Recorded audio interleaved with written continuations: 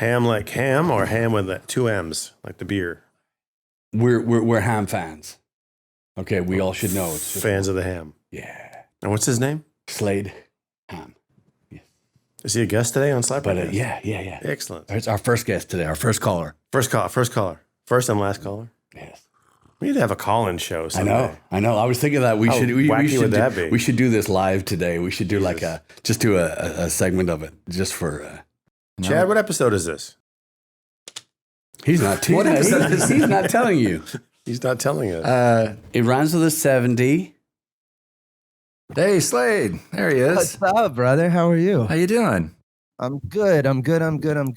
My coffee's topping off. Let me grab it real fast, and then I'm good to go. Good man. You're catching up with us. Hang tight. We still don't know what episode this is, though. That's a good question. Is this 79? No. No, I think it's 83. 83? Is it 83? Hold on a second. Let me pull it up. You're just guessing. Am I going to be, I'm visible, right? You are visible. For me. Let me switch cameras real fast. This is running off my laptop. I've got this. This guy's got it together, man. He's got coffee. He's got cameras. Yeah. He's got... Slade is incredibly savvy. It's all set up over there. Yeah. And he's also got a dungeon with young ladies. We're not going to talk about that. And that's where the cameras come into play. They're not young. They're not young. They're not young. Let me... where is... This is, okay. Episode 83. 83. That's what I was going to say. 70, 83. That's what I named the session, but I didn't trust myself because I did it last night. Nobody trusts yourself, Chad. Especially last night. 83, I was a freshman in high school. Wow. I think. I wasn't even born yet. So Slade, this is Eric C. Hughes, our drummer. Eric C. Hughes, our drummer. This is Slade Ham. Hey, Slade. First time ever talking. Hi, Eric. It's nice to meet you off camera. Likewise. Welcome, Slade. Thank you so much for calling in this bright and cheerful morning. We're thrilled to have you. Your name was the first to come up when we started batting around the idea. Like, hey, wait a minute, who do we? So honored. Very, very cool to have you. I want to just start rolling with a couple of Slade-isms. Slade facts and stuff. Just let's get some of these myths taken care of right now. It is true that you've saved Houston from imminent danger, probably on a regular basis, right? Twice that were big, and then the rest are just little things. You sneak out in the middle of the night, you're bored, you can't sleep. Do you think? Help! Yeah. So I heard pearls fall. Yeah. Are you from here? Are you from Houston? I'm from Beaumont, so I grew up 70 miles east of here, and Orange before that. So I've been making these little subtle, progressive steps west since I was born. Yeah, that's two very good moves, my friend. Yeah, I'm Texas through and through, man. This is I was raised in that little Southeast Texas town. I grew up, creeks and pickup trucks and all that stuff, and then here I am in Houston, man. Like this is the middle of the road. This is where everybody's civilized, but they're still willing to go out and do uncivilized things. Beaumont was just uncivilized all the time. I heard you on with Doug Stanhope on your Whiskey Brothers, which we're going to get to as well. But I heard Beaumont took the Hurricane Laurel was easy on Beaumont compared to the way you guys hit it. God, man, we went through when we went through Hurricane Rita there. That was the rough one. And Beaumont, man, I just remember somebody broke into my house during that stretch, and they just stole muffins. It was very polite. They came in, they took muffins, and they left, and everything else was untouched. Yeah, but I mean, in fairness, you do have good muffins. I mean, they were great muffins, Patty. They were fantastic muffins, and I laid them out all sexy on the counter and everything. Yeah, see now, put them in a little muffin bikini. And I put them in the oven so they came out hot and sweaty, and then I left them there, and I left for a week. And when I came back, of course they were gone. Stupid muffins jumping the sprinkler like that.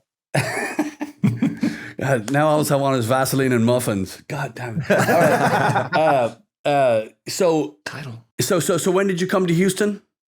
I moved here. I've been coming to Houston. Houston is where it's like my comedy home. I was coming here. I started in 2000, so I was driving in 3 days a week to do stand up. I spent almost more time in Houston than I did when I started in Beaumont. And since then, I moved to LA. Blah blah blah. I came back here in 2008 when my dad went in the hospital. And then when he passed away, I just sort of, this felt like the place I needed to be. And I've been here ever since. Quite happy. Yeah, good move. Being in a band, and we've talked about this many times. Oh yes. Just the similarities between our schedules. So many parallels. Yeah, so many. Yeah, and we've only seen you play once. Was when we first met.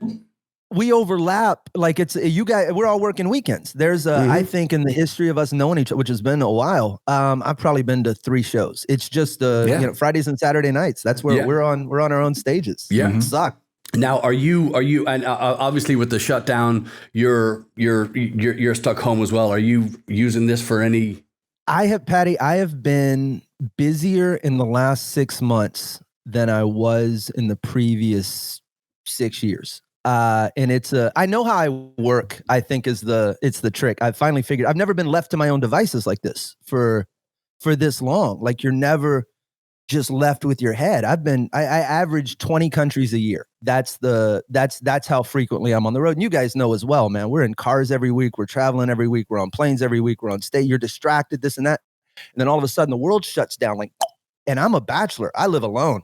It's just me in the house with my thoughts. And you're like, I can't do this for 6 months. So I've written a new what I think is an hour of stand-up. We'll see, because it's not stand-up until you do it on stage. But I've got what I think is a brand new hour show. We're wrapping production on a new podcast series called Eyes on the Ground that is a look at basically creativity. It's stand-up comedy centric, but I've got some musicians on there and some web designers and some promoters and a lot of different. I talked to Christopher Titus. I talked to my buddy Jason Knight, who made Knives on Forged in Fire. There's a whole bunch of different types of creative guys, and I sat them down to try and distill how they work in the hopes that it would help me work better. And what I ended up with was this incredible podcast series. And my buddy Brian Carrion is scoring it right now, and it'll come out in October.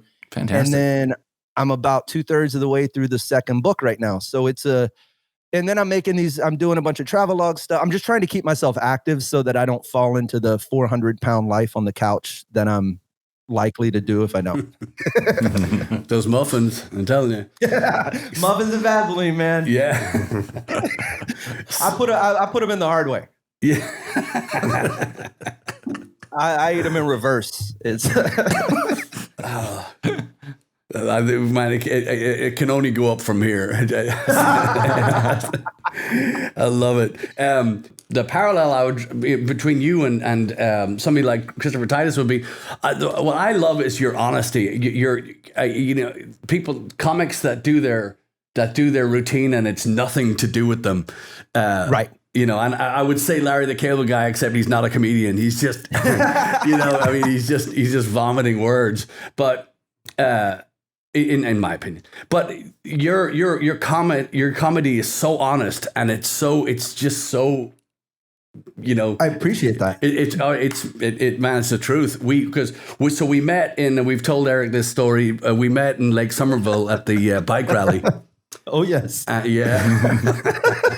Oh yeah, I still limp. Yeah,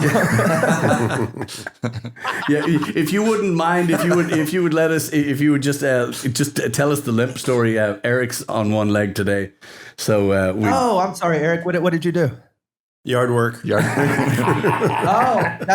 older we get, man, my back was messed up for a week from a sneeze. I've just given up. I used to do such amazing things, and now I'm like, did I reach for that wrong? I guess I was. So this was, my God. I just moved to Houston, so this was right around 2008, maybe. I don't even remember. And Lake Somerville is, and this is funny because I brought Sam Damaris with me, who's another not young anymore, but a very funny comic. Brilliant. Black dude, dreadlocks halfway down his back. He's just a monster on stage. And we went out, and I don't even know if you know this part, Patty. As we rolled out, I called Sam up and I go, "Hey, you're my best friend. You're my road opener. I need you for a gig." And he goes, "What is it?" And I go, "I'll tell you when we get there." And I go north. So we drive to the venue, to the field where the show is, where the rally is. And as we pull out, Sam's like, "This is a biker rally, isn't it?" And I'm like, "It is a biker rally." And the road leading in to Lake Somerville was lined by Dale Earnhardt flags of a Confederate nature. So you had the Confederate flag with the number 3 on it. And I don't know why, maybe Dale had just died. I don't remember when that even happened. But for some reason, these things were everywhere. And we're driving down and Sam's like, "There's a lot of Confederate flags." And I'm like,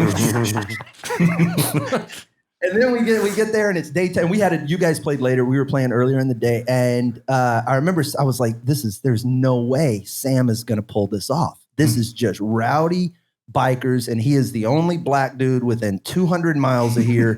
And let's just see. And I've never seen anybody so confident. And he walks up on stage, and he looks out at this field of bikers, and he looks around at the flags, and he goes, "I see a lot of Confederate flags with the number 3 on them.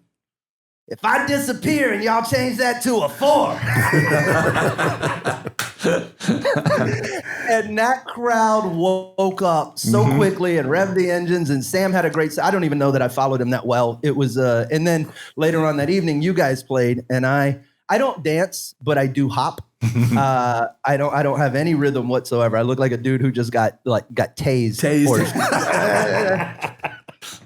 So I hop. And you guys were playing, and I was happily hopping. And then there was a moment where I thought someone had hit me in the back of the ankle with a shovel. Like, if that's what it felt like. That's never happened. But if you asked me to put together what I felt like, all the stuff that would feel if you got hit in the back of the ankle with a shovel, all right there. I just dropped, and I was prepared to get up and do so. Because I was drinking a lot, and I stood up, and then I couldn't stand up, and my ankle kept going out. I was like, something is wrong with my leg. And they dragged me over. Because it's Lake Somerville in the middle of nowhere, our options were 1, drive back to a city and get this looked at, or 2, which is what we went with, and what they offered us was a golf cart and a handle of Jack Daniels. And I propped my leg up on that golf cart, and I drank that handle, and I watched the rest of y'all's show. Yeah. The rest is history. Yeah. That was, I mean, to see Sam Damaris walk out on that stage was something to behold. I mean, he is in every right. He is the most confident man I've that you're going to meet. But on that day, he took off because nobody knew that. I mean, and again, we want to talk about with comedians. I think you've got the hardest job in the world, in that we have each other. We walk onto a stage and we can. Eric can throw something at me, or we can, Chad will, a lot of the time. Anybody can, there's a certain element of control to stand up that I enjoy, because like you said, it's easy to look over at Chad and blame, we'll just blame the show on Chad. You're off. What was wrong? It wasn't me.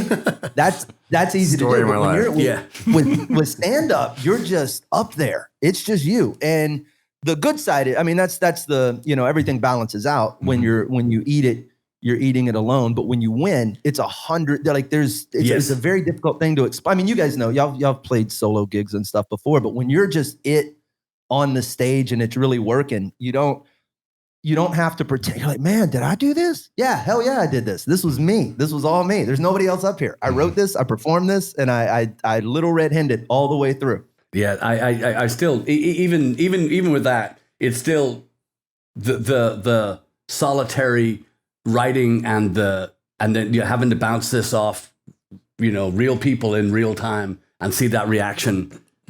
It just, well, now when you guys write, is it a completely collaborative effort, or no? No, and that's changing. Believe it or not, we rehearsed for the first time in months a few nights ago, and we were supposed to get to a song that it was just an idea that I have, and I purposely left it in parts because I just left it, I didn't assemble anything in the song because I wanted to bring it to of course we ran out of time because we haven't played since March, beginning of March. So we didn't touch it.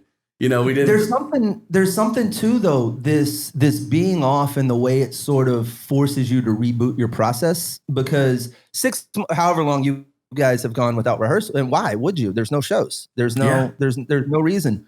So for me anyway, I did my first show back since February, last Saturday. My first time back on stage. Like I had no idea. Where was that? And it was in it was Canyon Lake. I want to say Austin. Ruffles. Yeah, so there were maybe 30 people there, super low key. 10 of them were like diehard fans, which makes it easy because I had a certain amount of forgiveness. But I just took a notebook up and I was like, guys, this is going to be what it's going to be. And the beautiful part was I'd forgotten all my old material. Not so much forgotten, but the autopilot that you go on where all right, I'll just go up and do a show. Like I could have gone up and done an hour without batting an eye in February. Now it was do I remember any of this stuff? And then I went, if I'm going to have to if I'm going to have to memorize an hour's worth of stuff, I might as well memorize an hour's worth of new stuff and let all this old stuff go so that I can actually, so my brain has been rebooted completely. I don't have any of the old muscle memory. And with stand-up, it's different. Like you guys, people want to hear, that's the other difference between stand-up and music is people want to hear the hits in music. It's with stand-up, once the element of surprise is gone, it's not a joke anymore. Yeah. Now I'm just telling an interesting story. Yeah. And that's not a bad thing. I'd watch Bill Cosby do his dentist bit all day long, but you don't want to go see that and then a year later go back and see that again, and then a year later go back and see that again. You expect new and surprising as opposed to the hits, Yeah. You go see Skinner, you want to see Freebird. Yeah. You don't want to hear the new stuff. Yeah. But it's different with comedy. Yeah. That's always fascinated me about humor in general, that, a joke will only be as funny as it is the first time once, generally. You might see it again. Maybe a year later, it might hit you again.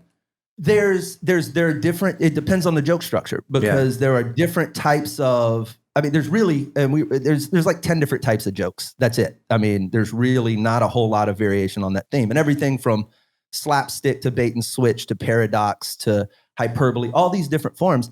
And a lot of them don't make sense the second time around. But then there's slapstick stuff that, how many times could you watch somebody get kicked in the balls? Like 1,000. There's no right. The first time is always funnier. Oh, I didn't see that coming. Yeah. But you let that GIF loop. Yeah. Right. That's true. I watched that kid falling off the skateboard. That was the last. There's some kid on a ramp, and he goes down and he hits the ramp, and the skateboard just kind of goes, whoosh, and the kid goes whoosh, and lands 8 feet past the board, and it's just it's on a GIF, and it just loops. And I'll be 5 minutes deep. I'm like, have I watched this kid fall off the skateboard 327,000 times? Right. Never gets unfunny. That's beautiful. So who are your where did you begin with comedy? When was it that you pointed at the TV or the person and said, I want to do that? Comedy was such a, I want to say survival mechanism, but it kind of was. It was just one of those things. Like I went to a predominantly Black middle school, and I was a very not combative, but I was sharp. I was quick. I would say things regardless of the repercussions, and that would get me punched in the face a lot. And later on down the line, I learned to sort of weaponize that. And instead of it being something that got me in trouble, I would get brought in as like the ringer at lunch. People are like, oh man, go get the white dude. And then drag me over. And then I'd do your mama jokes and do well. And it was, and at the time I was just, I would go to like the bookstore and I would sit down. I would pull out, there was an old series of books called Snaps. That was a bunch of your mama jokes. And this was in the early 90s maybe. And all kind of celebrity snaps were in there, but then there were a bunch of comedians, and I would write all these down. So I'd go to school loaded for bear. And then that turned into me waking up at 10 o'clock at night after everyone had gone to bed to put A&E's Evening at the Improv on. And I would lay there with the volume on one, and I would write these little jokes down in my notebook, in this little notebook. And then at school, I was the funniest dude ever. And I didn't know that what I was doing was stealing, and I didn't know that what I was doing was stand-up. I just knew these were funny things, and these people had never heard them. And if I told them to these people, I was going to be amazing to these people. And I was. And it wasn't until later that, you fall into Carlin and Pryor and Cosby, my holy trinity. And then it turns, that became a radio job where I would test material on the air like every other just dumb jock. Oh, this is funny. No, it's not. You're an idiot. You're just play the music, guy. Just I hear me in every DJ still. And that turned into a comedy club bartending gig. My buddy's dropping a name in a bucket and me going up and delusionally doing stand up. And my whole life has been that weird flow of I have no idea what I'm supposed to be doing, but if I keep trying to not have a job long enough, eventually one of these things is going to stick. And here we are. Yeah.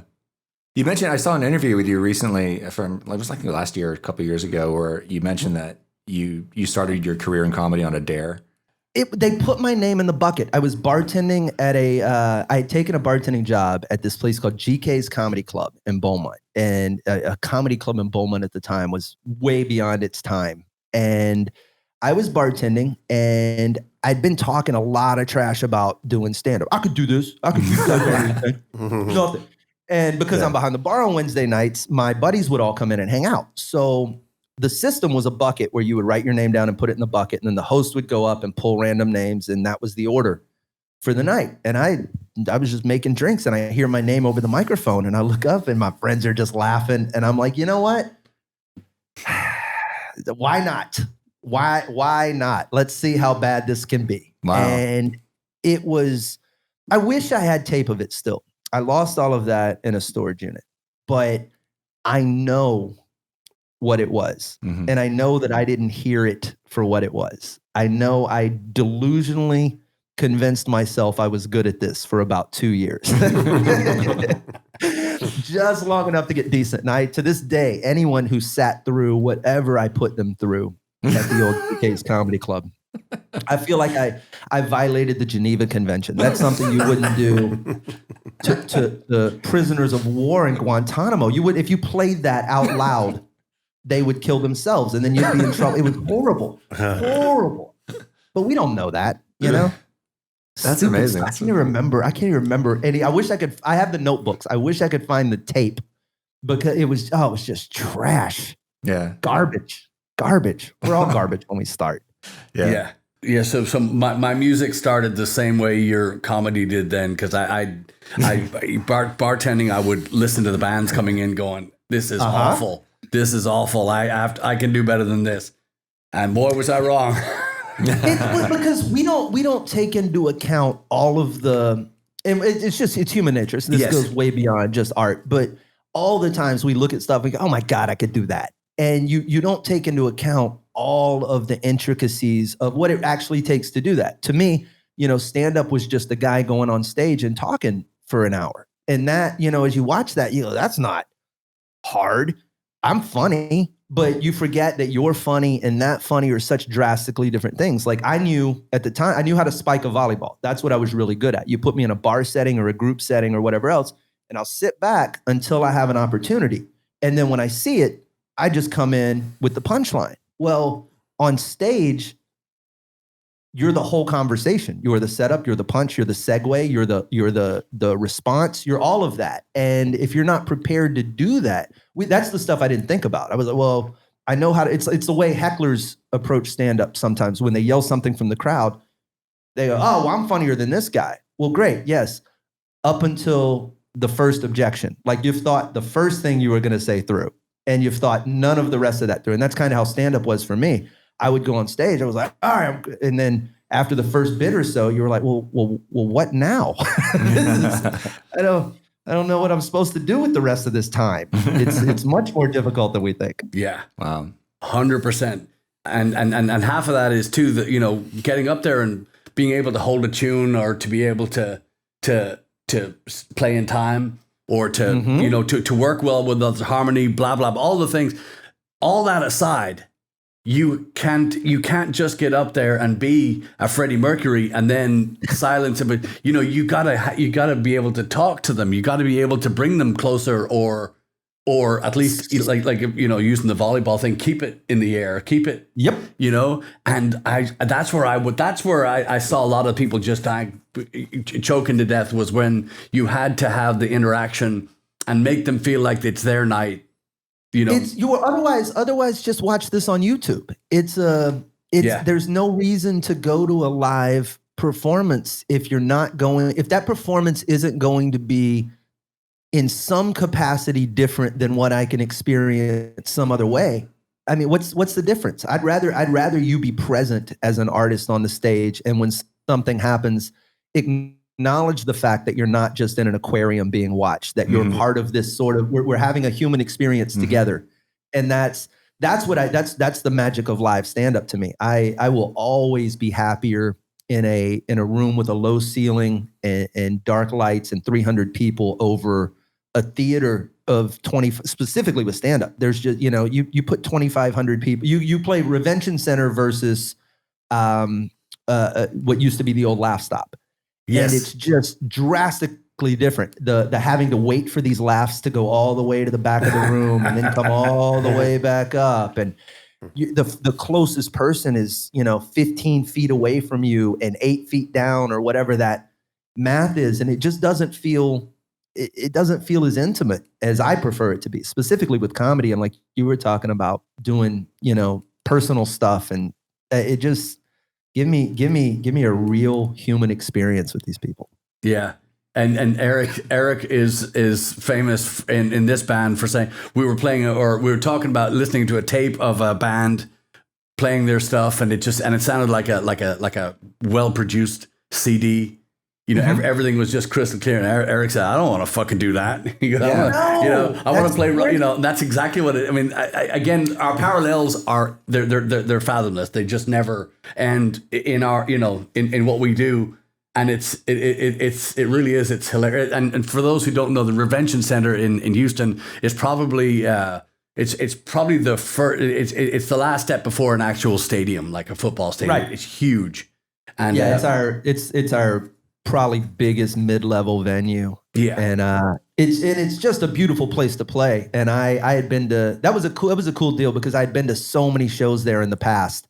And it's, a big theater is one, or a big venue is one thing, but it's a different thing when I remember the House of Blues in New Orleans was similar to that, where I'm just like, man, this place has got so much history. And I've been here for the amount of times I've been in the middle of that floor, and then to see it from the stage, it's just a cool vibe. Yeah. It's a cool venue. The other place I'm mad at you guys can explore multiple emotions, which is different. I'm very singular in that, which is why the books and the other mediums, because stand-up has got to be funny first. And I think there's the old, comics want to be rock stars and rock stars want to be comics. And, if you watch the way you guys banter between songs, like you're funny, Patty. So it's you get that part, and then you get to play the music. And I have to, there's a part of me that's funny all the time, but then I still want to wrap the cord around my hand and stand up on a speaker stack and yeah. Oh man. Yeah. You played the Revention Center as well? I've been to the Revention Center. Yeah. I know you have, Slade. I'm trying to think and I've been to the House of Blues in New Orleans, and it's a very interesting setup. That one, that one's a little bit different than the one here. Yeah, but they're both cool rooms, and like Slade said, a lot of history. We don't know you. Who are your comics? Who are your? The first guy I got into was George Carlin. Of course, I used to subject my mother to listening to AM, FM, AM, and Class Clown in the car on road trips and stuff like that. And then we got our hands on. My dad actually had the Richard Pryor's Greatest Hits record, which of course was a lot of cussing, and we found that in my dad's collection, so we play that secretly.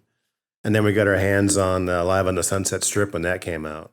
That's the one right there. Yeah, that one was definitely eye opening, and I guess Pryor was the most honest human being I think that's ever stood on stage. And I think that's back to what you were saying earlier, Patty. For me anyway, I want people to walk off stage feeling like they know more about me than they knew when they were introduced to me an hour ago in terms of a stranger. Pryor was that for me. I remember the stuff he talked about unapologetically, from the drugs to the sex to the mistake after mistake after mistake with such candor. And it's like, my God, that's what I want to do. Maybe not that honest, but close. Yeah, screw that. screw that. Yeah, leave something. Leave something in the shadow. Yeah. I mean, that guy was, but just brilliant. And just, I mean, I've got so many questions. I've just, like I said, we've been throwing your name around for a long time, and we've, Chad and I did the first 1,000 episode, whatever, or 50. First 50, yeah. For just the two of us, and then Eric came in. We just beginning of this year, we drag Eric into the band, and then everything shuts down. He goes, "Wait a minute." How long were you in the band, Eric, before the shutdown? Officially, I think the end of January.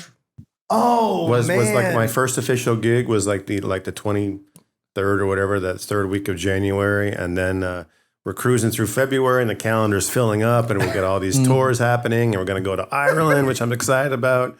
And then came St. Patrick's Day, and things went to shit as quick as you could say Jackie Robinson. Did you guys have a St. Patty's Day show? Were you all able to get one? Sort of. Oh yeah, sort of. We did our big show in College Station on the Saturday before. Okay. And then we had one more show after that in Houston, and then they shut it down. Yeah, they shut it down the night of the last show, and then so what we did on Paddy's Day, because it's just I think it's a law. I think there's some law that says that you must play on Paddy's Day. So we did we did a show at the Continental Club here in Houston for the No Kid Hungry program. So it was kind of cool. It was and it was nice because A, we got to play, but B, you do something, because and you did some good. Yeah, and all this stuff shutting down. People forget that these other people, these other places that are struggling are really going to struggle because everybody's we're all introspective at that point. We can only handle as human. I think we can only handle one thing to focus on at a time. Like we can only care about a certain amount of things, and it's such a shame because there's so many of these ongoing needs, and then they sort of just get pushed off. And not that things like Hurricane Harvey or COVID, these are huge things, but it's it takes the light off of the ongoing systemic problems, doesn't it? Oh yeah, absolutely. Yeah. Good for you guys. Who was your Chad? Who were your? I'm just letting you know where our comedy comes from. So who were your? Yeah, I'm curious about this. I want to interview you guys about comedy.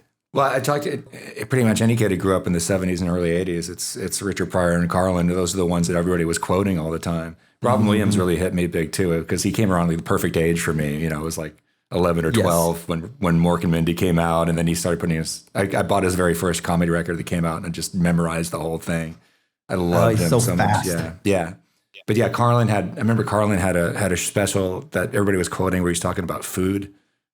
And then the long list of curse words. I forget how many curse words it was that he rattled off. The 7 dirty words. That was Carlin at Carnegie. That might have been the video. One. Yeah.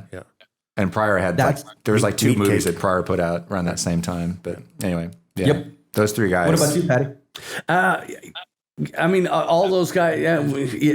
We were in a different. It just feels like a different planet in Ireland. So our comedians were, Billy Connolly and the people that we had access to, and of course we didn't have a TV. And growing up, we were. Electricity was okay. Well, we maybe we had electricity, but we didn't have big Y'all Irish cab. Stick 2 wires in a potato. I've seen that before. And nobody wanted the wires.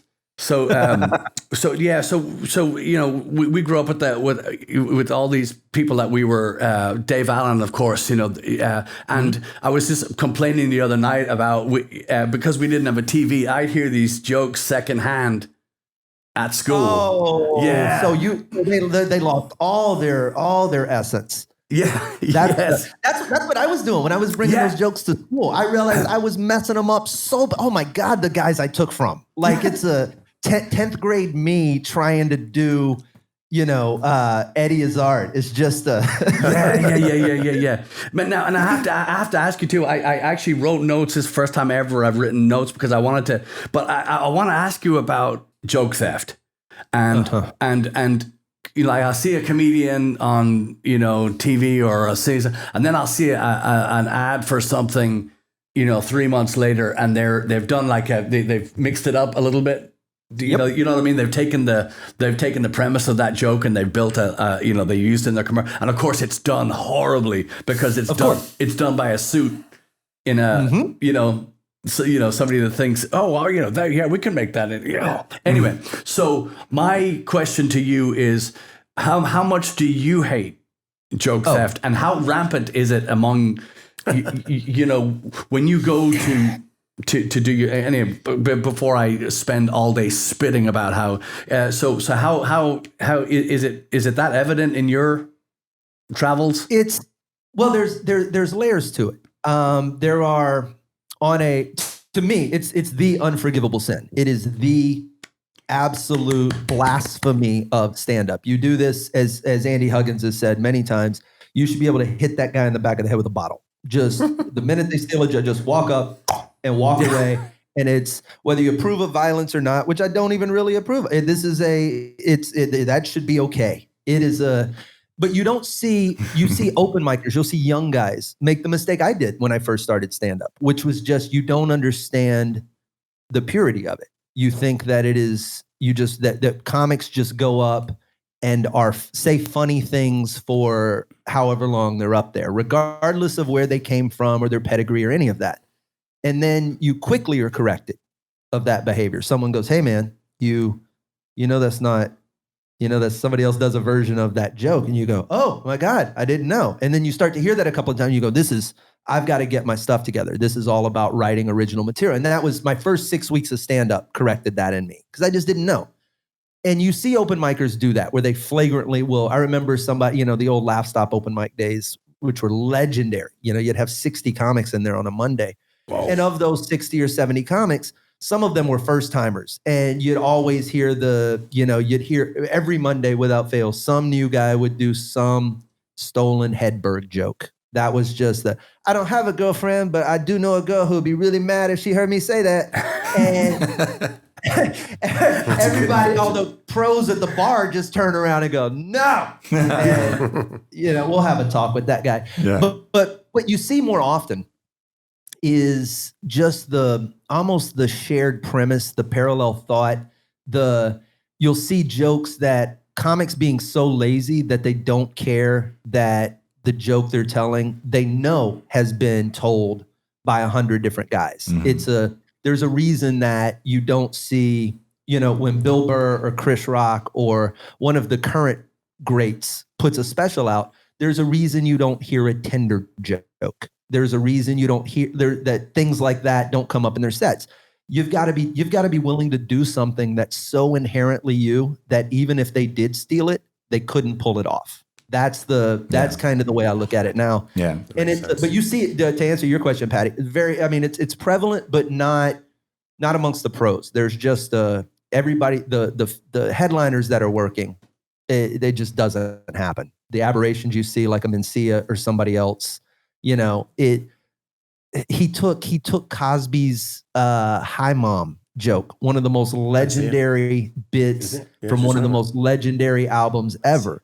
And then presented it like, ta-da, I wrote this. No, you didn't. And you can't even plead ignorance to the greatest album by one of the greatest. You can't tell me you've never heard that before. This isn't some joke that some guy in Boston is doing, on a small level in a small community. This is the biggest. So those kinds of incidents, and that's just brazen, unapologetic, I'm bigger than this shit, I can do whatever I want attitude. And even that gets checked by a Rogan or where's Mencia now? He's back to playing clubs, That's what happens when you don't write stuff. Yeah. That's exactly what Eric said. Right when the camera went, right when the feed left, I said, mentioned the Mencia. Hey, Slade, I got a couple questions for you. Uh-huh. You mentioned Cosby several times. Can you show us on the doll where he touched you?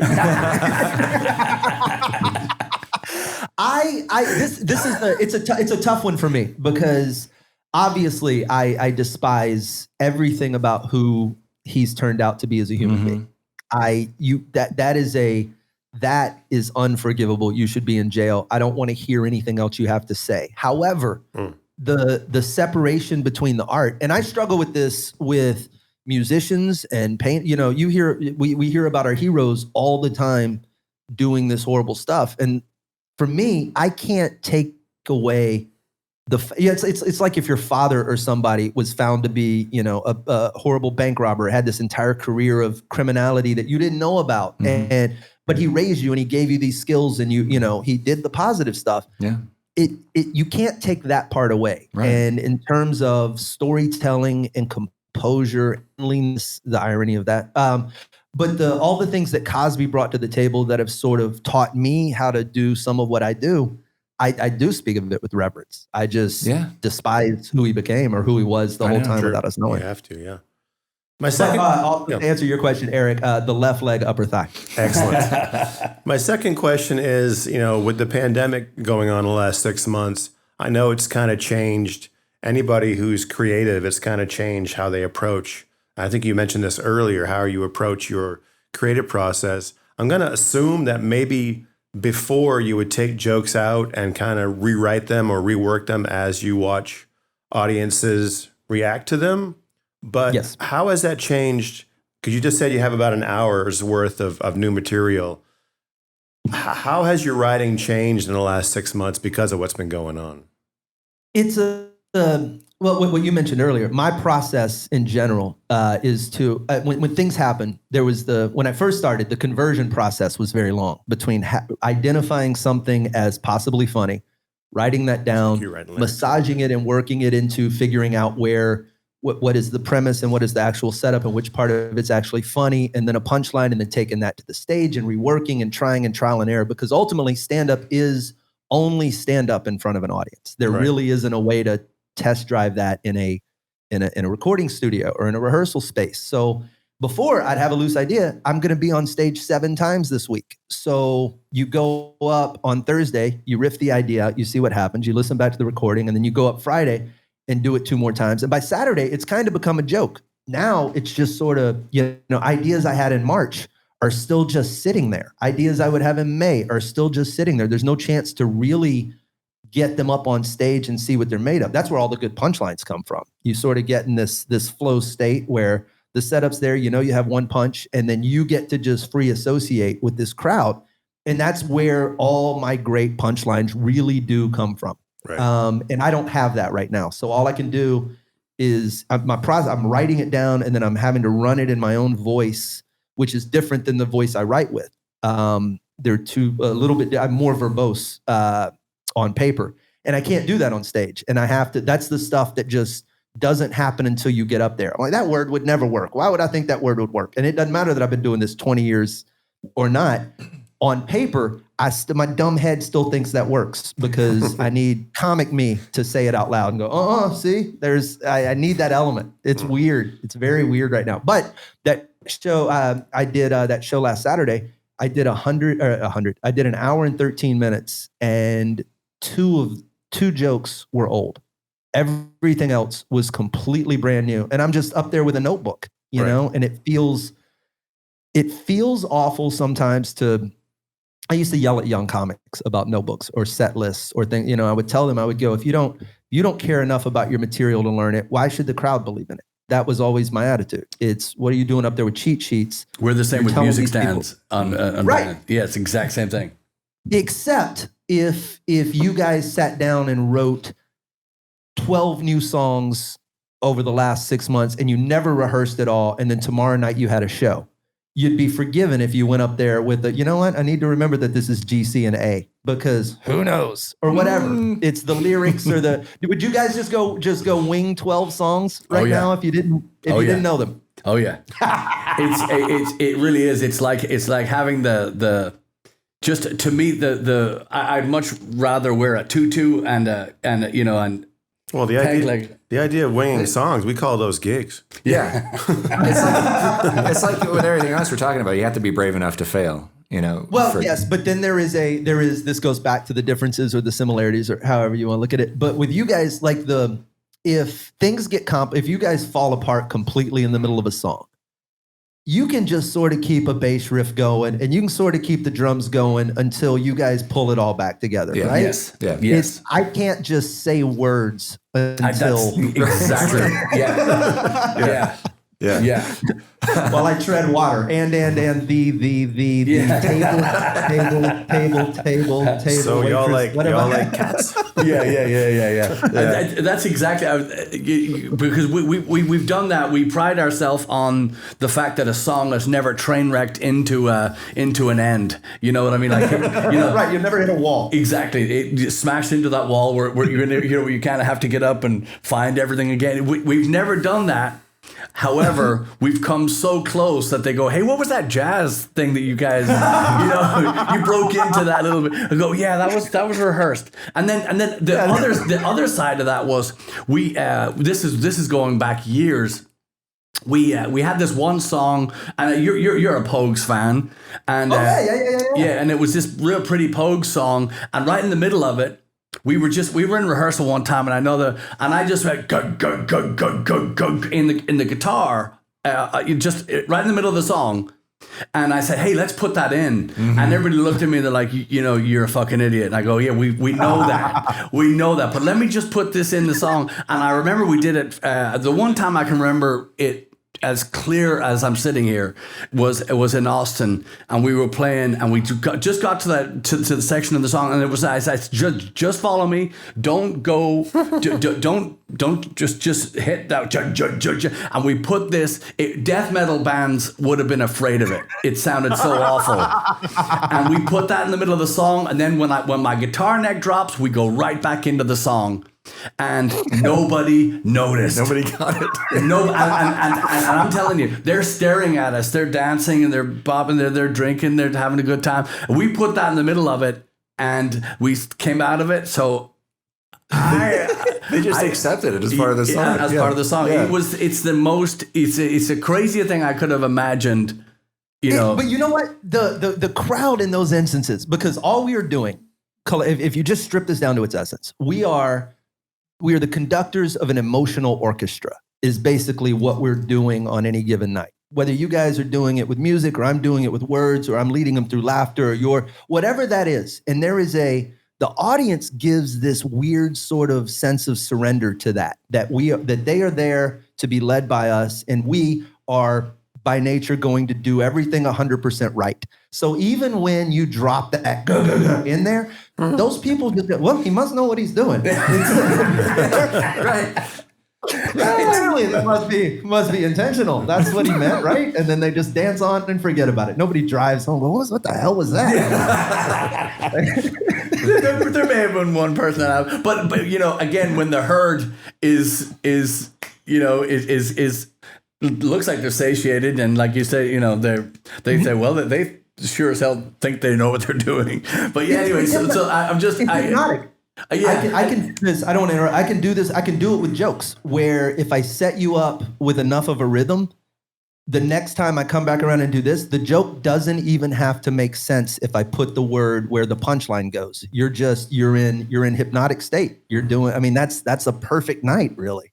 Damn, man, that's so profound, Slade. That is just, it's a joy to hear it, because I haven't studied comedy, but we're lucky that we have this. Chad's got an incredible dry sense of humor, and it's quick, and it's smart. Eric's got a lot of the same qualities in his humor, and we can even on those 15-hour road trips where we're driving and we can still make each other laugh. This, and we've known Eric for a long time before he joined the band, but we were also lucky enough too with Mike, our old drummer, that he had this dry sense of humor. Where it's everything, and it just it's actually probably the reason why we're overpopulated. It's probably the reason why there's not as much murder as there should be, but it really is. It's just it's so nice to have that back. And again, the reason why we wanted to have you on here is because not only are you so honest and real, but also your experiences have pushed you to all these countries, and I wanted to ask you about your USO tours. You've done that for a while, right? We're trying to count them the other day, and I'm over 50 tours for sure. I lead groups out for Armed Forces Entertainment now, and I hooked up with those. I've been doing military shows since 2001, and I went to Germany right after 9/11, like literally October of 2001. And I was so far, I'd been doing comedy for a year and a half. I was wildly unqualified. And every comic on the list to work for this company before me, like way more qualified than me, dropped out once 9/11 had. I'm not flying. I'm not going anywhere. It's kind of like the COVID thing where everybody just erred on the side of safety. And I'm young, 23-year-old kid, whatever. Sign me up. I'm in. Let's go. I don't care. Put me on a plane. And they did. And I went. And I was, this was back in that same sort of first 2 years. I was atrocious. It was awful. I shouldn't have been there, but I did. And it was the first time I'd ever left the Gulf Coast of the United States as a little Texas kid. And it was so eye-opening, and I was so embarrassing, and I was I was that American, I would just, Kaiserslautern, Krieger, Krauton, damn, y'all like the letter K. Like it was just obnoxious. But I didn't know. And I've since, a quarter of the world later, my attitude has changed so drastically. And it's some of the places I've been have just been, because it's not all, you think about places like Germany and Japan when you think about military shows. And those are all fun and great. I've been through all of Europe and everything, but I've also been to places like Ethiopia and Niger and parts of Africa where we don't even officially have bases and those sorts of things, man. Just, in Iraq and Afghanistan and combat zones. And you come back from those. If you don't come back from those unchanged in some capacity, you're just, your humanity's not there. Yeah. Mm-hmm. Yeah. And those guys, it's such a, it's such an honor for, for them to ask you back and again. But I mean, those, the troops and performing for them is just, it's so admirable. And we're hats off to you. What you get out there, Patty, is it's this Groundhog Day sensation of, and anybody who's ever spent any, even incidental time on a military base, it's just the same day. Oh, tomorrow is another today. And you wake up and you lose track of what's what. So for us to go in as non-military, it's a departure for them just to see something not in a uniform, for starters. And then two, we get to really cut up and hang out. And the shows are fun. And we've done them in I've done them in huge theaters on bases, and then I've done them on the back of flatbed trucks in the middle of the Iraqi desert. And, these crazy, every show's different. And every single one of these guys afterwards, it's the hanging out and the talking and the, they'll bring us out to shoot the weapons, or I drove a tank. They let me drive a tank. Like that's rightly so. Well, Sam and I have a good working relationship when we're out on the road in places like that. Sam will ask to do stuff, and when they say no, he'll go, "Why not?" And then when they start to explain to him, "Well, because it's a tank, you idiot," he'll go, "Well, the Navy let us drive a boat yesterday," and crosses his arms. Yeah. Then the Army guy's like, "Well, I get the keys." Yeah. Oh my God! So that's how we got behind the wheel of a tank. Yes, yeah. That's I've only met Sam 2-3 times, but he's a good dude. Just the greatest. And also, I forgot to mention too, at the bike rally, I remember that opening as clear as day. But I also remember he was wearing a Motorhead t-shirt. Yes, he was. Yes. He was wearing he was wearing the Snaggletooth t-shirt, and I just, Yep. I just first thing I like this guy. I like this guy. And then when I heard it, when I saw him command that, Moses parting the sea, that was all right. I said, Moses, you want to see something? You go see our friend Sam. Take care of this field of bikes. And the other thing we didn't know about that day was I didn't know that when they rev their engines, that's their applause. Yeah, we didn't know that either. Yeah. Okay, good. I'm glad we learned that together, because I thought, they're coming for us. We're gonna die. Yeah, I thought I was walking the room. I thought they were on their way out. I'm not listening to this shit anymore. Yeah, that's it. Oh my God, this is so good. So unfortunately, we spoke about this before we started rolling the tape too. So I ordered your book. I was supposed to. Yeah. I wanted to have it. I wanted to have it in hand. So I did read some of the excerpts on. So it's probably going to arrive this minute. It's probably going to arrive in the middle of this thing while we're talking. But we're going to put a link to it to your Amazon link because awesome. I read some of the excerpts out of it, and it's so you have how many brothers? 3. So I got 3 brothers. Yes, and they go ahead. Growing up in Beaumont, and you're the middle. No, I'm the oldest of 4 boys. And my parents divorced when I was 8.5. So right at 3rd grade, 4th grade, and we moved to Beaumont from Orange. And my mom proceeded to raise 4 boys as a single parent, saint, on a school teacher's salary. God, so wow. imagine 6:00 in the morning, you go get all of us out of the house and into school, and then you go teach 30-something little hellions. And, and I know they were hellions because I heard about it every day. Yeah. These kids. And then she would come home and then raise 4 boys until they went to bed. And she would get, 5 hours of sleep and go do it again. And that's why I was able to get up and go hide in the living room and listen to, A&E's Evening at the Improv, because she was exhaustedly passed out. Yeah. But it's that I guess that environment breeds the ability to, like, a survivalist sort of mentality. You're 4 boys in I want to say dog eat dog world, but you're all competing for the same attention and food and love and shelter. And, it turns you into a bit of a scrapper. And I think that's the part of me. I've always been, like a little scrappy physical kid, but I've always been small. So that's never done me really well. It always ends poor. But the words, I could sting you from across a room and you'd still feel it 3 days later. And that was, that comes from brawling with 3 brothers. Yeah. Yeah. Interesting. I've got 3 younger brothers, but I've also got, 3. I've got 2 younger brothers and 2 younger sisters, but I've also got 3 older sisters. So, wow. Yeah. In my math, that's 20, I think, but we're, 23. Yeah. They're everywhere, but it's, the fight never ended. The fight just was crippling, as and my mother she raised us single-handedly. My dad would work abroad, so that means across the seas, not another woman. Oh, not another woman. Yeah. Okay. Eric's eyes light up every time. He really? Yeah. Good for him.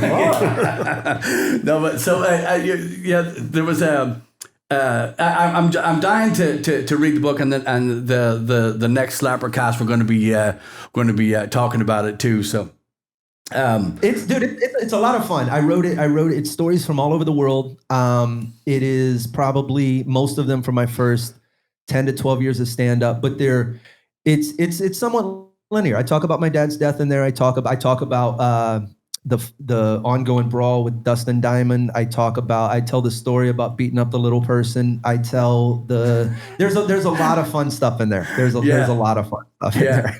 And like I said, the excerpts were enough to get it.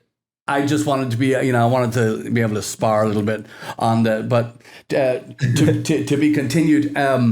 So the Whiskey Brothers podcast, is that ongoing? Is that we just taped episode 844. Jesus Christ. So yeah, we started in 2011. This is back when podcasts weren't even really, I guess they started in 2006, back when Marin started his, but that first 5 years was kind of Wild West. Rogan was out there, Corolla was out there, and nobody, not everybody had a pod. Now everybody's got a podcast. I'm pretty sure the 90-year-old dude who's mowing his lawn like he does every single day, he's probably got a podcast about why you mow your lawn every day. I can hear him right now. That's the only reason it's annoying. Yeah. Like everybody has a podcast. You're like, I'm a checker at Kroger, and here's my cast. And you're like, this is why are we but we've done it. We've had some amazing guests. We run bi-weekly. It's 2 30-minute episodes, various incarnations of the cast, but myself and Rob Mungle have been there the entire time. Sam still comes in via Zoom or Skype when he can. And it's a bit of a writer's room. It's a handful of comics tackling everything from personal stories to pop culture to what's going on now. But you get to see the way we sort of pounce on a bit, and when we get our teeth into something, it's fun. It's kind of a way to see how comics minds work, and especially when we start bouncing off one another with the really good chemistry. That's the closest I'll come to feeling like I'm in a band. Yeah. Is that there's just a synergy to it. Yeah, I hats off, man. That's incredible. We taped a special as the Whiskey Brothers that we did we taped it at Warehouse Live, so it's very Houston centric, and then it's on Amazon, and I think you can watch it for free, called The Whiskey Brothers on Prime. Oh, cool. But we finished it up. We were trying to do, because it was Warehouse and it was awesome, and the set was great, like everything about it was perfect. But I was like, if we're gonna do this, we got to do this. We gotta put our mark on this. So we brought in. We closed the show down. We did "Damn It Feels Good to Be a Gangster" in front of 600 people, and we intentionally flubbed the lyrics and then bring Scarface out to finish it with us. So wow. It was a really cool, like in terms of things I've done, having executive produced that special, and now it's on TV, and doing that song with Face. The whole night was just. I think if you watch the special, you'll see how much fun we're actually having. It was pretty damn cool. Cool. I didn't know. Put a link to that. Yeah, absolutely. Yeah. It's on Prime. It's free. They can get it. So how's your drone doing? I saw. I got it back. Came back in yesterday. So I'm and now I have the insurance for it. Cool. I peeled off to Cabo. So I got the drone like a year and a half. I've had it for a while. Yeah. It's cool. It shoots amazing footage. Yeah. So I took it to Cabo about a month ago. I was just losing my mind. I had to get out. Mm-hmm. I went down there. My brother had a house down there. It was a cool getaway. And I took the drone and I'm showing off. Oh, you got to see what this thing could do. Watch this. And I put it on one of these patterns it runs, completely forgetting about the fact that turns off the safeties. And it tells you that. And I'm just not even looking at the notification. When you click this button, it says that you're no longer protected. And I go, okay, you're going to love this. And I not even paying attention. And I put it in this Helix and I run it. And I'm seeing it. There's this building, this big 7-story building off to the left. And I see it going towards it. And cockily, I go, I don't know if that's a word, cockily, but in a cocky manner, I said, I go, watch this. Won't even hit the building. And then it just fell 7 stories down in front of my face. And I just had to act stoic. Like, yeah, I was just showing you what would happen. I was an idiot. Oh, and anyway, they fixed it. I got it back. And I'm as soon as things open back up, I'm going to go shoot a ton more stuff. Yes, I saw the video where you shot back when the pandemic first started. We went to downtown Houston, and that footage is so fascinating of the drone getting lost and going, I'm just gonna land. Dude, that's how I fly it. I fly it like I'm not flying a $1,500 toy. I fly it recklessly. So I'm sitting out there at I live down at Edo, so I ride my bike all the way through. So I rode it down into downtown. I'm sitting there at BBVA Compass Stadium, and I fly it downtown, and it gets behind a building. And then because they're so smart, it's like, well, I'll just come home. I'm lost. I'll go home. And you can feel the drone look around like a kid in the woods. Like, I don't know where I'm at. I don't know where I'm at. We'll just, but since I'm dumb, I'll just fly right at this building. And it just goes, and you can see it. It just goes up and down for a while and then lands in a tree. Mm-hmm. And I had to find it on my bike and then throw the case at it about 30 feet up in the, it was the most ridiculous. And I caught it before it dropped. And I was like, I'll get insurance on it now. And yeah. That was amazing. I'll break it in Cabo. Yeah. Yeah, the footage. That was weird. It looked like, it was like Vanilla Sky, wasn't it? Yeah. Beautifully like the shot. It happened. All the footage, man, the footage from Cabo and everything I've seen is just absolutely gorgeous stuff. If you get a chance on my YouTube channel, there's a clip from White Sands National Monument in New Mexico. Uh-huh. And that's some of the most alien footage I think I've ever taken. It's surreal. Wow. Yeah, cool. It's worth a look. Yeah, I need to see that one too.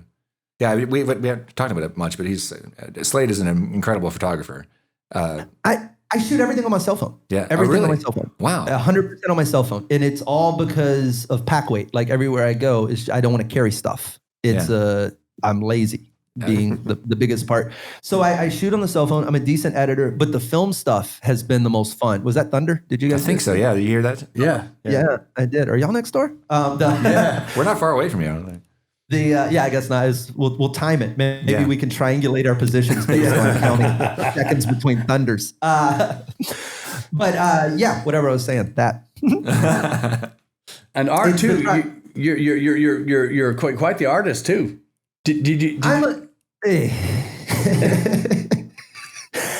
I wanted to be a comic book artist. That was the goal when I was growing up in school. I remember reading so many of these. I mean, those comic books were escape for me. I was a Spider-Man kid, and I've still got boxes of stuff laying around here. But I would draw instead of, all my book covers were covered in comic book stuff, and that's what I wanted to do. And life happens, and then you don't, and you end up falling into, you're like, oh, I misread the way I wrote the word comic. Now I'm doing this shit. So it's still a hobby. It's when I'm in the back of a club on any given night before a show, 100% chance I'm sitting in the corner drawing superheroes and leaving them in the corner for somebody to find. You drew the cover of the book, right? That's your art? I wish it was. That's actually my designer found that from some Spanish book in like the 1800s. Oh wow! I was just going to say you need to up your game because the cover wasn't great. No, I've seen some of your your scribbling stuff and but it really it's quite. I appreciate it. Yeah, it's quite fantastic. And the name of the book is Until All the Dragons Are Dead. All the dragons are dead. All the dragons are dead, and it's a wordy title. The next book will be one word. Good. You find yourself pitching it from the stage or on radio or in interviews or whatever. Like, that's a lot of damn words. I should just call this book 2. That's what I'm gonna call the second book.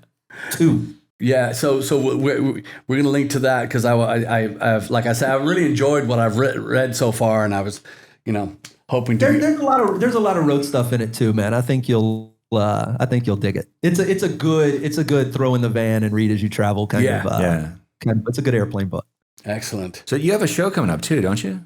Later September 17th. Yeah. So I'm at the Improv on Thursday the 17th, and I'm going to be giving this hour a second run through. It's probably going to be drastically different than it was the first time, for better or worse. I do not know, but I encourage you. I would love, man. I want people out there. I like people seeing this process. I think it's kind of cool because a year from now or 6 months, however long, at some point this will be an album, and it's I think comedy is one of the coolest mediums in that you can really watch something progress. I don't think that, maybe it happens in music. Maybe you guys bring raw ideas out and just sort of play with them, and maybe, they turn into songs later and somebody will have heard that while it was in its infancy. But comedy, it's very glaring, I think, to, I remember watching, I worked with Gary Goldman when he was working on his last special, The Great Depression, and he had just started it. And it was fantastic, but you could see the rawness of it. And then I remember watching the special when it came out. I was just like, oh God, that's what you were doing. It's so much better,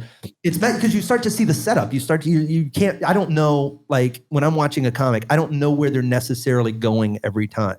The great ones, you're like, where are you trying to get to? Where are you trying to get to? And when you're seeing it in its infancy, it doesn't always get there. You're just like, oh, you just kind of played around and nothing for a minute and then walked away. That can't be what you meant. And you're like, it's not. I promise. Yeah. This gets better. Yeah. So, but this will be, I know for a fact, a lot of this stuff hits. I just did it. So, and there's some other stories that I know work. It's going to be a good show. Cool. Houston, the Improv in Houston? Yeah. I'm at Houston, right there at 610 and I-10. Matter of fact, if you guys are off on that Thursday, I'd love to put you on the guest list. Come hang out. I'm feeling feisty.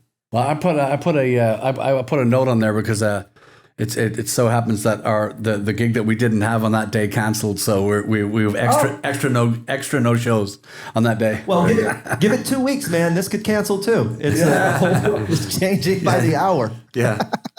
I'm no longer optimistic. We put stuff on the books. I just shrug anymore. My May and June and July all moved to September, October, November. That's all moved to January, February, March. Yeah. What can you do? Eventually, September 17th will happen on May 27th, but we'll get there. Get your tickets now. The worst part of this is I missed or just missed communications with some agents and some just some clubs in town, because they say, hey, what about this date? And I go, yeah. And I really did blow them off, because I just didn't expect them to materialize. And then I get another email saying, hey, did you get my last email? I was, oh, sorry, are we still on? Hello? We're actually doing this. Yeah.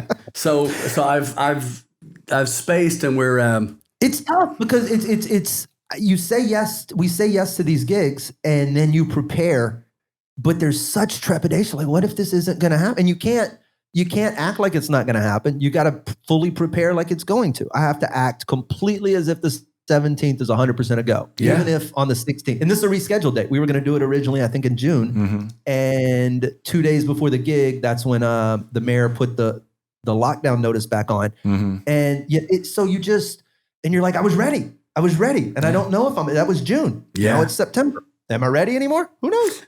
We'll see. Yeah, and if you're that little kid with the tape on his glasses that does homework every day, you'll probably be ready, but you might be over ready then. You might be it's there in a perfect world, there is no moment of getting ready. Like, you're just constantly always so in it that everything is just always on, and you're where I can go up tonight, do an hour, and not think twice about it. That's the world I want to be back into, where it's just shows every night, and the ability to adapt and fix things and switch it around and just dynamically be involved, as opposed to we'll sit here and just study really hard for a test that may not happen. And that's so anticlimactic. I think the artists in us don't ever want to be that person to where it's, because I play every day. I play guitar every day, and I'm writing new stuff, and I'm hoping that because we're really close to finishing a record right now. We're going to be at the mixing stage after probably 2 more visits to the studio. Yeah, there's not much left to do. I mean, we're really close, and we're we're essentially working as a 3-piece right now. We have a fiddle player here in town that sits in with us, and he's actually one of the best we've ever played with, which is really. I've seen your fiddle players. Yeah, that's a bold statement. Yeah, but the 3 of us, we're Eric, myself, and Chad are in where we work really fast in the studio, and it's not a hurry up thing. It's just a cohesive thing to where we speak really well musically and streamline that process, man. That's when you can get there with a group of people that is. The only person I've ever had that with was my Brian Carrion, BC, who is another fantastic Houston musician. But that level of when he's scoring the podcast right now, and before that, he was the guy who was editing some of my video stuff, and I learned a lot of stuff from. But we would have this, I would say, communication. I wouldn't know how to physically do what he's doing, right? But I would have the thought, I'm like, well, if you just move this, and he'd go, I think I'm going to move this. It was this perfectly synergistic, and it's the same thing with the music. Like, he'll riff underneath something that I'm talking about, and he'll look at me, and I'll look at him, and he'll go, all right, let me fix that. And there would be no words. It's just a very efficient, streamlined, we cut out all the bullshit in the middle, which is, and obviously, Chad, you and Patty have this energy for forever. Yeah. To just cut out all the unnecessary. You're like, we don't have to spend a week doing this. We can get in there and do this in 3 hours. Yeah. This particular piece, and that's so beautiful when you find that. Yeah, it's been unusual. Obviously, we're used to working out our arrangements on stage, night after night. So it's been really interesting. Like, you lay down something in the studio, like that's it. Because you don't have a choice though. The alternative is if we're people who work things out in a live environment, you don't have a live environment. The alternative is quit. Or find a different way to do it. Yeah. And that's just not, there's no way I could sit here for 6 months or a year any more than you guys, because some of us are just made of different stuff. So you figure it out. Cool. We'll do it this way now. Right. Man. How many songs? I don't know. Is it 12? 11 or 12. Yeah. Oh, I'm excited. Yeah. I didn't even know about this. Yeah. So and a lot of it is original too, which is weird. Yeah, the first one we did was all public domain stuff, and then the obvious, the Johnny Cash and the Elvis, which would always seem to find their way in somewhere. But yeah, this time I think we're only doing one cover. One cover. And then we've rearranged. No trad, right? Yeah, there's Spanish Lady. And, Spanish Lady, yeah. Okay. A couple of traditional numbers, but we've beat them so badly that they're unrecognizable to the to their original form. Well, I don't know what the original form is and some of this trad stuff, but we're it's the humor in what we do. There's a lot of tongue-in-cheek stuff. There's a lot of stuff that we're just flat out being silly. But then there's a lot of stuff where we're it's a rock band, and that's why I say we're working as this three-piece right now. But with the addition of Eric in working with him, it's still new because we haven't had the chance to go out and play. Right. But the addition of the importance of having humor in your, I talk about it, just you have to have it in the van, you have to have it, in your paycheck, you have to have it, in your, you have to have that stuff. But now when you're working and you're talking about this with BC, when you have that and you're able to work together and have that same joke or same sense of humor or style humor,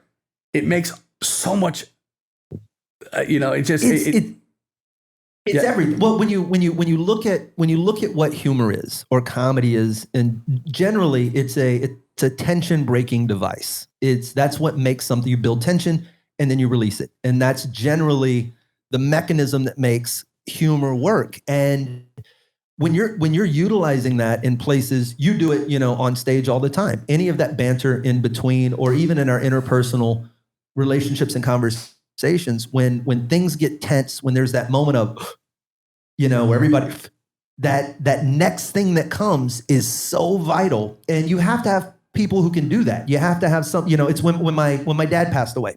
I was at the hospital down in the med center and at Memorial, and we reached a point where he had a series of strokes. He was in a coma. There was a point where we had to make a decision, and we're all in there as a family, and my brothers and my two sisters through his remarriage and my stepmom, we're all in this room, and we make the decision, and we take my dad off life support, and it's beep, and you're right there, and everybody's crying, and I hug the brother below me, Jeremy. I give him this big hug, and we're holding each other, and my phone goes off in my pocket and just like vibrate, and as we're holding, and he just nobody moves, and he goes, "Tell me that was your phone." Right. We're pressed up against it. Tell me that was your phone. Yeah. And this is 10 seconds after the flatline. Mm-hmm. But it was exactly what the moment needed. Yeah. There's no, how long do you sit here and hold this? How long is this appropriate? How long is it? Everything feels weird. Yeah. And then that happens, and him to have the prescience to just pop a punchline in the mix, mm-hmm. and you laugh for a minute, and you're like, it's okay. I'm still capable. Yeah. This is still cool. And we need those people in our lives. Anybody who gets that about us and can sense, it's the key to breaking a tense moment is to recognize a tense moment. And if you don't know that there's tension, you certainly can't break it. So I think we need those people who can acknowledge the fact, all right, this situation needs its string broken. That's perfect. I turned this into a psychology. I know. I'm out of my depth. I want to swim back to a mic or a music stand joke. There's so much of the psychology to what we do as performers, and specifically with stand-up and how it all works. So I just become this weird closet student of, all right, I need to know how their brains work so I can figure out how to trick them. And in the process, I learned how my brain works. And here we are. It's true. And it really is. It's not only a gift, but it is something that you can tell. And I mean this is the biggest compliment I can give you is you've done your homework, not just with, everybody, that you meet, but you've also done your homework on crowds, and you've done your homework on you've worked inwards, you can tell. And like I said at the beginning, your honesty is what really sets you apart from, because I remember it was back in the 90s that I would go to comedy clubs regularly, and mm-hmm. and it just stopped because I still maintain, I still believe this, right or wrong, I can't be moved on this. I think there are way too many comics. Yes. And good. I'm glad you answered quickly on that. I really do. I think, it's just, there's far too many of them, and there's so much chaff that can be, eliminated because, I mean, just. Well, the oversaturation of it sucks. And it sucks because it's the playing field's been leveled. Everybody in the world can do what was technologically difficult to do 10 or 15 years ago. Even from the standpoint of stand-up, you got a lot of these people now that have found YouTube, and they're doing sketches, and they're making content, and it's not unfunny, but then they're trying to go tour behind it because there is a lot of money to be made, and they know that they can sell a $50 ticket to some 12-year-old kid and do an all-ages show in the afternoon at a comedy club. And then the comedy clubs see that happen, and they go, well, if they can do that at 3:00 in the afternoon, we can probably give them a weekend. And then they give that person a weekend because they bring in numbers. And what ends up happening is you end up with a show that is not even stand-up. It's someone doing a Q&A with the audience, someone doing a sing-along or karaoke of their favorite songs, and then some on-stage dance-off, and they're calling it a show. And it's tragic. And those are the things that we're up against. Every open micer who, these young kids, you put comedian in front of your name on Facebook, and you're as qualified as I am in terms of paperwork. There's no formal registration for stand-up comics. Anybody who wants to do it can do it. And that's great, except everybody in the world is opening stages for this. There's coffee shops doing open mics, and these doing open mics, and bars doing open mics. And it validates all these people, and you end up with a lot of noise and very little signal. Yeah. But that's easier. It's so double-edged because it makes for a saturated market, but it also makes for a lot of people interested in stand-up. So if you're a bad comic and you're getting people interested in stand-up, eventually they're going to find me. And that's not a bad thing, Yeah. So it's just frustrating because you see a lot of good ideas get done really, really poorly. Just because the amount of people doing it. Yeah. That's true. A lot of comedy's bad. That signal to noise ratio you're talking about it just applies to everything because of the internet now. I mean, one of Eric's pet peeves is all the musicians or the drummers online who all they do is play on Instagram and fucking hate it. They don't have real gigs, And it's like that's why I'm kind of stepping away from social media, is because my feed is just full of these guys in their mom's basements with great cameras, shitty sounding drums, and they play along. They play, check out my new drum cover. Why don't you go to hell? I don't want to see that. That's not what this is about. It's music is about playing with other people and getting chicks and that kind of stuff. It's not about playing with yourself in the basement. Right. That's my philosophy, though. I'm old. See, I'm old, and that's how I think. So yeah. Well, but that's been a lot of this Zoom comedy, if you will, over the last 6 months. Is there a ton of people have put these shows together with young comics who are they're basically doing this. They're standing in a living room setting like this with not barely audible anything. One, it'd look dumb if I had the headphones on while I'm doing stand up. Two, maybe I can turn something on and hope there's not an echo, but there's lag and there's latency. All of that plays in, and you're just some dude in your living room telling jokes to a computer. And I'm not saying that doesn't work and it's not working for some people, but that's not why I do this. There is nothing about me that has a desire to do stand up into a vacuum. I do this to perform for live people. Everything past that is secondary. That's it. So all those guys can't do what I do. At the end of the day, let them bang away in their basement. Let them tell jokes in front of their refrigerator. Let them write their little sketches. It doesn't matter. At the end of the day, I'm the dude doing the hour at the Improv. Right. Yeah. Right. Fuck them. Yeah. True. There you go. True story. Yeah. This is so enlightening. It's just such a. And riddle me this now: is there such a thing as a better comedy town than? Okay, maybe not town, but is there a better comedy market in? I think I know your question. What makes a good comedy city is a good comedy scene. So I think the places that don't have your big cities, Houston, Chicago, Atlanta, LA, New York, obviously, those places have Seattle, vibrant scenes. There's clubs everywhere. There's shows everywhere. There's stuff going on, and that breeds a lot of comics. But it breeds a lot of interest within the city. As far as the demographic of the city, I don't know if one's better than the other. I think it's easier for me to play the South just because I'm from the South. So Houston, in my mind, is a better comedy city than, say, Portland, where they're, a little more reserved or uptight or a little crybaby. I don't get that in Houston. Personally, Toronto may be the best comedy city in the world for me, and it's just because it's so metropolitan. Like, there's the club I play is at Yonge and Eglinton, right there, smack in the middle of uptown. It's just it's beautiful, and the crowd is so diverse. Like, on any given night, it's you could throw a dart and hit someone of any race, gender, sexuality. Like, it's just that cool, and that's where that's the perfect environment for me. Any city that gives me that over this homogenous. Fort Worth is great, but I can only play one real note in Fort Worth. Toronto is magic. So yeah, those make for better cities. I think the less homogenous they are. That's really interesting. I might have, if I could have, focused a little longer, I probably could have come up with that answer. But it's just, and then it just as far, Eric and you are the only, of all of us that have played in many. You've toured Europe. I've only been to Oslo.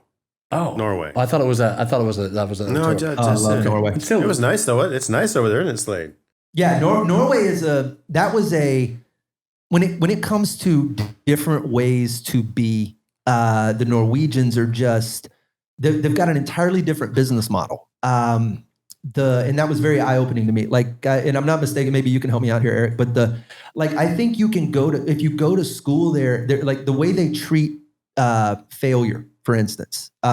Here, if you went to school for 2 years under a certain major and then changed your mind, people, when you change your mind, you can't stick with anything, blah, blah, blah, blah, blah. That's a very American attitude. And there, it's almost applauded. Like, no, you're supposed to be exploring and finding out what you're looking for. Changing majors or direction, it's uplifted. And I think that's just it's a totally different mindset. And I don't know if what they're taxed and how all that works in healthcare and everything. That place could suck. They could eat, crappy fish for the rest of their lives, and every day could be miserable. But I was there for a week or two, and every single everyone was happy and smart and happy to be participating in a bigger system. And I just think those things, I'm no economist, and I'm no who knows. I don't know how any of that works. But as a spectator, it's very cool to see a different approach to just life in general, and they have it there. I agree 100%. I felt that.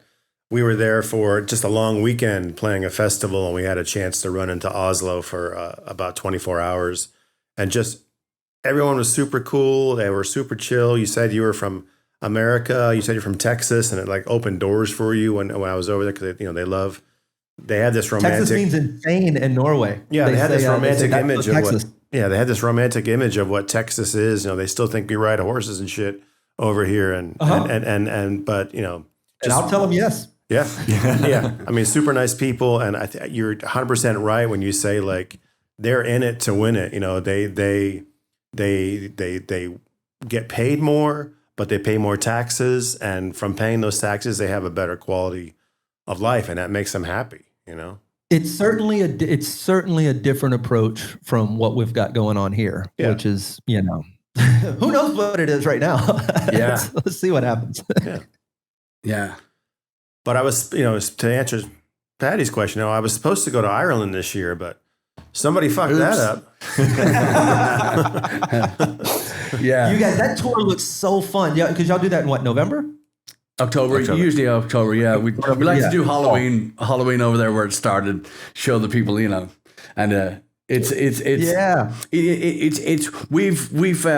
we've learned every year. We've learned a little bit more, and we've tightened the screws and the mechanism of that tour every year. So every year it just becomes a little bit more fun, a little bit more. And how many years have y'all been doing it? This is going to be the ninth.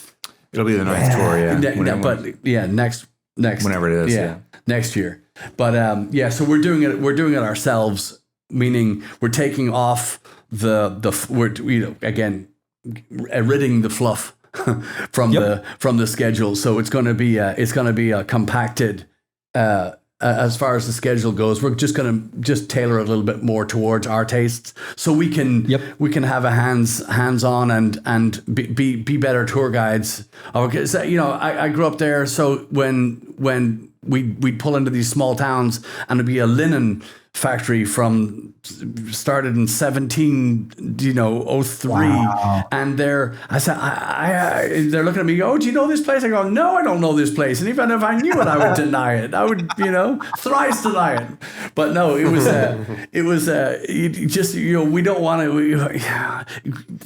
look that stuff up. That's the stuff you read about in a, little brochure. We're going to take you to the, where Phil Lynott, got the, where he met Eric Bell for the first drink before, what I mean? We're Real Ireland. Yes. Yeah. Oh, that's amazing. Maybe I'll jump on this one when you guys reschedule it. I've never been to Ireland. I've never been. There you go. See, well, all the countries, and I'm like just under half Irish. Like that's actually in the light. This gets very red. Yeah. And I've still never been. It's a tragedy. So maybe that needs to be on the list. And I'll quiz you about every single linen factory, Patty. Good. I'm gonna show up with a notebook full of linen factory facts and location. Yeah. And I'll give you alternate facts. That's what I'll do. I will gladly impart with my knowledge. And you go, wow, everything revolves around sex objects to you, doesn't it? Yeah. Every linen place used to be a brothel. Everyone.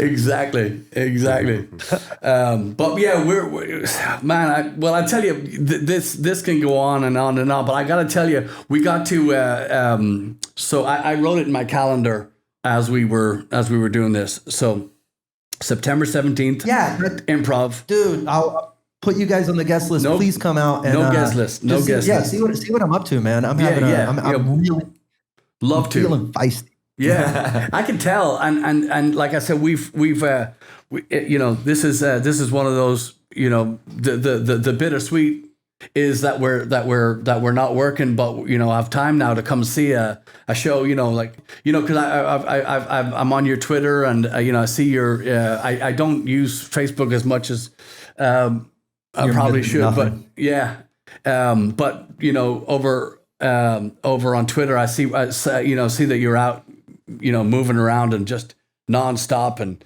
I want us all to get back to that as fast as possible, and but again, brother, like I say, amen to that. Yeah, that is we all need our stages. It is it is just vital. Yeah, it is. Yeah, before we all end up with real jobs. That's what I feel like. I feel like too many of these people are in this situation where it's you waited it out as long as you could.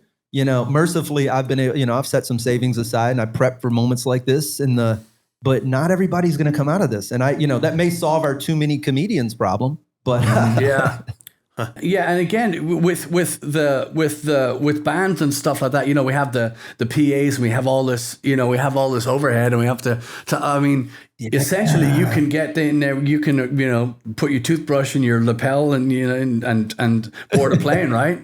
Yeah, that's the beautiful part to what I do is that worst case, if none of my stuff shows up, I always wear a stage ready shirt or keep one in my backpack, and I can just walk off the plane and go straight up if I have to.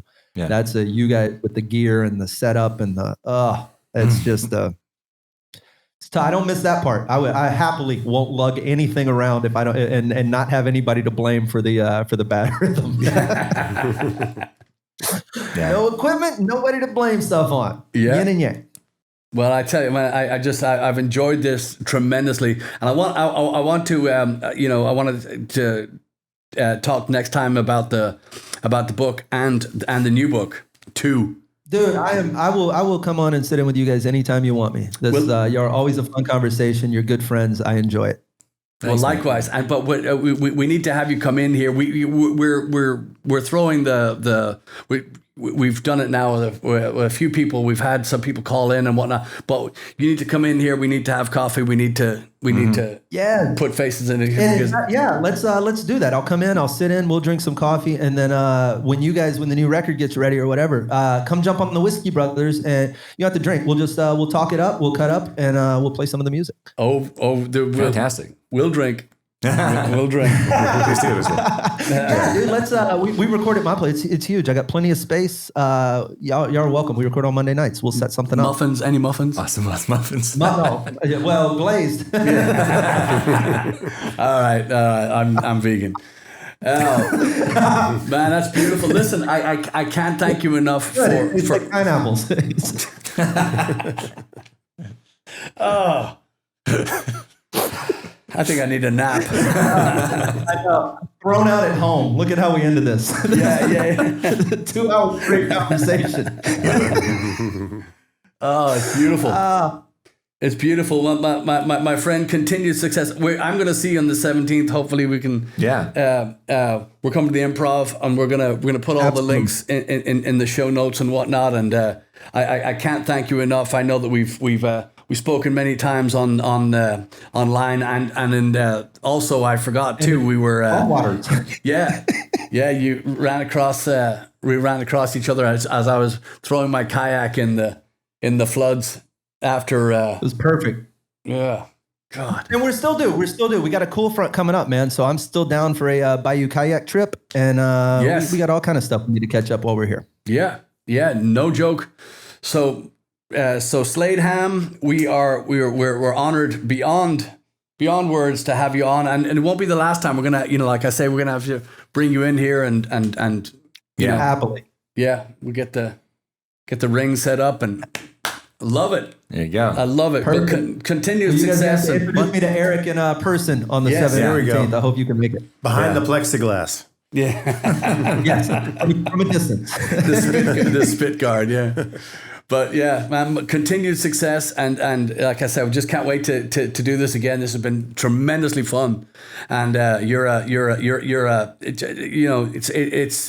an honor to know you, but also just I just feel I just feel like it's just very nice to share the same town as you. Amen to that. Yeah, glad you're here, my friend. Yeah, we got to rep each other. We're a good part of a vibrant scene. Both of us. You guys and what I do, and I'm happy that our paths crossed a little bit. And let's keep leaving a mark, shall we? Yeah, I'll agree to that. I'll leave a stain anywhere you want. I should have phrased that better.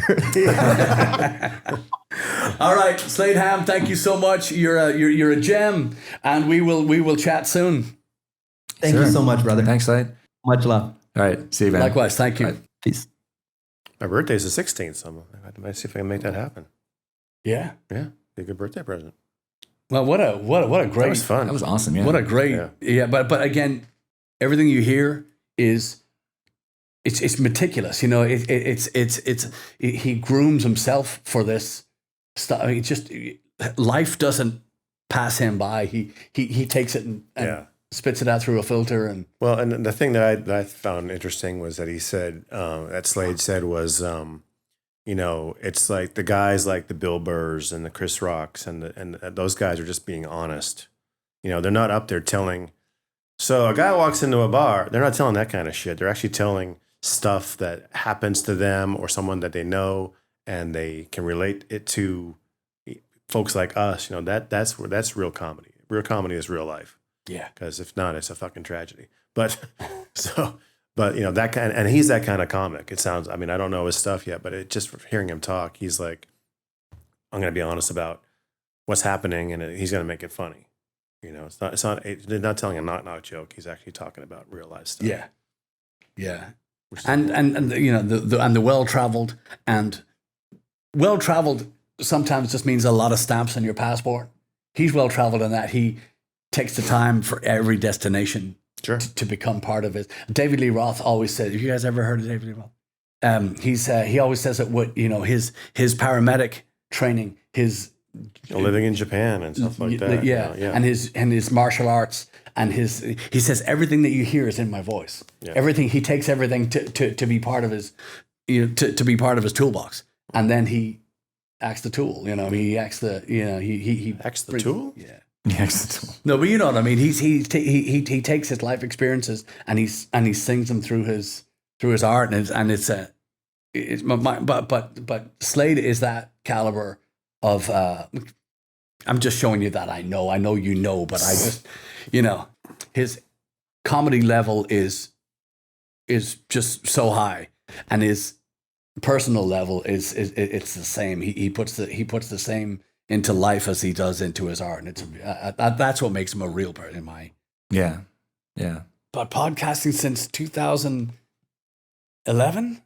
Yeah, isn't that crazy? But twice a week, he said. So that makes insane. That adds up. Yeah, that's a lot. Yeah. I mean, he's a busy guy. Yeah. Well, I mean, Joe Rogan's up at what, 1,500, 1,400? Oh, geez. Well, he has a show every day. He does 2 or 3, at least 3 a week. I think. Yeah.